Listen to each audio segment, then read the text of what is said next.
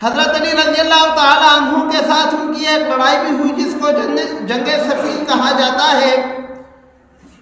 بعد میں سن 40 ہجری کے اندر جو منافقین تھے یا اسلام کے جو حقیقی دشمن تھے وہ یہ بات سمجھتے تھے کہ جتنا اسلام سے محبت حضرت علی رضی اللہ تعالیٰ عنہ کرتے ہیں اتنی ہی محبت حضرت امیر معاویہ رضی اللہ تعالیٰ عنہ بھی کرتے ہیں۔ چنانچہ خوارج کے گروہ نے 3 جرنیل صحابہ کرام رضوان اللہ تعالیٰ علیہم کے قتل کا منصوبہ بنایا۔ ایک حضرت علی رضی اللہ تعالیٰ عنہ، دوسرے حضرت امیر معاویہ رضی اللہ تعالیٰ عنہ اور تیسرے عمر بن عاص رضی اللہ تعالیٰ عنہ، اور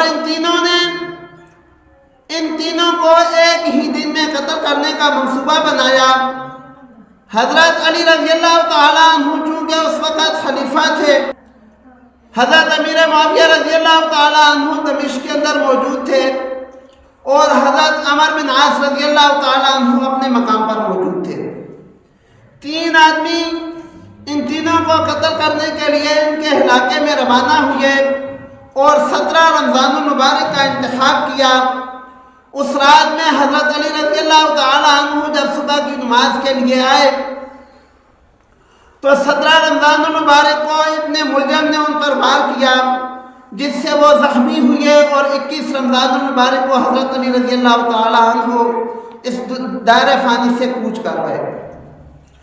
دوسرا بندہ جو عمر بن عاص رضی اللہ تعالیٰ عنہ کے قتل کے ارادے سے گیا تھا، عمر بن عاص رضی اللہ تعالیٰ عنہ اس بیمار سے اپنی جگہ دوسرے صحابی کو بھیج دیا،